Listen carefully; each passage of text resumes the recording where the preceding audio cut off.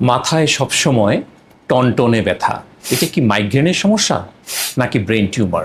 এটা যদি আমরা বুঝতে চাই, যেই ব্যথাটা হঠাৎ করে আস্তে আস্তে তীব্র হয়ে যাচ্ছে, মাথার চারিদিকে ছড়িয়ে যাচ্ছে এবং সেই সাথে বমি, চোখে ঝাপসা দেখছে এবং কিছু কিছু ক্ষেত্রে স্নায়বিক দুর্বলতা, হাঁটতে অসুবিধা হচ্ছে, ব্যালেন্সিংয়ে সমস্যা হচ্ছে, কোনো দিকে দুর্বল হয়ে যাচ্ছে, খিঁচুনি হচ্ছে এবং যে মাথা ব্যথাটা সকালের দিকে ঘুম থেকে ওঠার পর বেশি হচ্ছে এবং বমি হওয়ার পরে কিছুটা আবার কমেও যাচ্ছে, সেক্ষেত্রে কিন্তু আমাদের ব্রেন টিউমার সন্দেহ করতে হবে। তবে বেশিরভাগ ক্ষেত্রেই সবসময় টনটন ব্যথাটা সাধারণত মাইগ্রেন অথবা টেনশন হেডেকই হয়ে থাকে। আমরা যদি একটু বিশদভাবে বলি, তাহলে মাইগ্রেনের ব্যথাটা সাধারণত একদিক থেকে শুরু হয় এবং সেটা টনটনে ব্যথা থাকে। অনেক সময় দেখা যাচ্ছে বেশ কয়েক ঘন্টা থাকে এবং ৩-৪ দিন পর্যন্ত থাকতে পারে। সেক্ষেত্রে মাঝে মধ্যে একটু বমি বমি ভাব বা বমিও হয়ে থাকে। তবে এই মাথা ব্যথাটার সাথে কখনো স্নায়বিক দুর্বলতা বা অন্য কিছু দেখা যায় না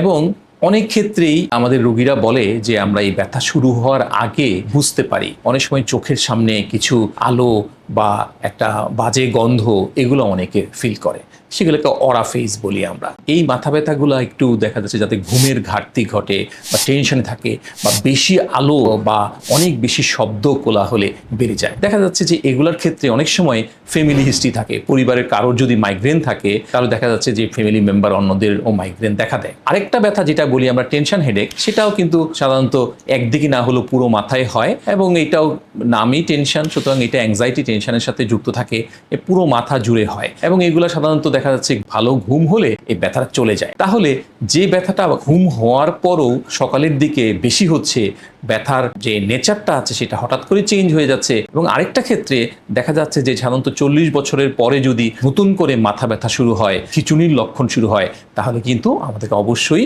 পরীক্ষা করে দেখতে হবে সেটা কি কোনো ব্রেন টিউমার হয়েছে কিনা। সেক্ষেত্রে আমরা এমআরআইটা করে থাকি সাধারণত, মাঝে মধ্যে দ্রুত নির্ণয়ের জন্য সিটি স্ক্যানও করা হয়ে থাকে। ধন্যবাদ সবাইকে।